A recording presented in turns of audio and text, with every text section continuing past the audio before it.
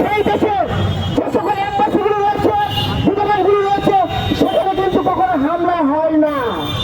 কিন্তু ভারতে এখন স্থিতিশীল অবস্থায় বাংলাদেশের যে উপ হাই কমিশনে যে হামলা করেছে, বাংলাদেশকে স্বাধীন সার্বভৌমত্ব রাষ্ট্র, এই স্বাধীন সার্বভৌমত্ব রাষ্ট্রের জন্য এটা একটি হুমকি হিসেবে আমরা দেখছি।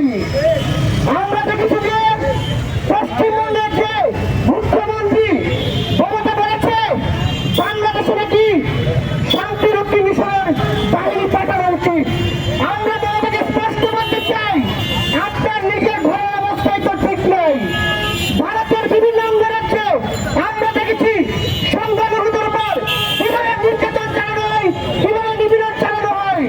আমরা আপনাদেরকে বলবো, আগে আপনাদের ঘর ঠিক করেন।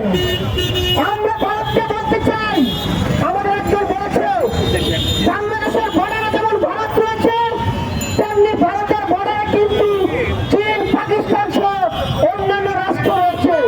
আপনারা যদি আমাদের সাথে বৈরী আচরণ করতে থাকেন, তাহলে অন্যান্য সীমান্তে কিন্তু তারা কিন্তু তাদের জায়গা থেকে প্রতিবাদ করবে। আমরা ভারতকে বলতে চাই, বাংলাদেশ কিন্তু আগের যে শেখ হাসিনার যে বাংলাদেশ ছিল, সেই বাংলাদেশ কিন্তু এখন আর নেই। এই বাংলাদেশ হচ্ছে 18 কোটি মানুষের বাংলাদেশ।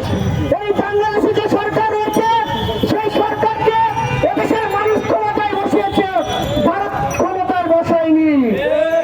আমরা ভারতকে বলবো, আপনারা আওয়ামী লীগের কাছে যে প্রভু এবং দাসের যে সম্পর্ক ছিল, বর্তমানে সেই সম্পর্ক আশা করা আপনাদের কোনোভাবে উচিত হবে না। আমরা বর্তমানে বাংলাদেশ চাই, আপনাদের সাথে সম্পর্ক অবশ্যই সুসম্পর্ক হবে, যেহেতু একটি প্রতিবেশী রাষ্ট্র। কিন্তু আপনারা যদি আওয়ামী লীগের মতো হয়ে থাকেন যে বাংলাদেশ আপনাদের আগের মতো গোলামি করবে, তাহলে আপনাদের চিন্তার পরিবর্তন আনতে হবে। আরেকটি বিষয় আমি কথা বলে শেষ করবো। আপনারা দেখেছেন এই জুলাই গণঅভ্যুত্থানের মাধ্যমে আমরা যে বাংলাদেশ পেয়েছি, এই বাংলাদেশ সবার বাংলাদেশ।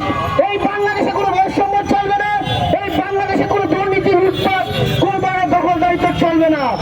আমরা একদিকে দেখছি বর্তমান অন্তর্বর্তীকালীন সরকার একটি নির্দিষ্ট ছাত্র সংগঠনকে প্রায়োরিটি দিচ্ছে, অথচ এই জুলাই গণঅভ্যুত্থানে অন্যান্য সকল ছাত্র সংগঠনগুলো তাদের জীবন বাজি রেখে রাজপথে নেমেছিল, জীবন দিয়েছিল, কিন্তু তাদেরকে কিন্তু ওইভাবে মূল্যায়ন করা হচ্ছে না।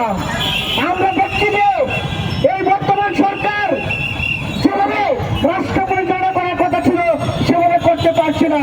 তাদের যে দুর্বলতা রয়েছে, আপনাদের এই দুর্বলতার কারণে প্রতিবেশী যে ভারত, তারা সুবিধা নিতে চাচ্ছে।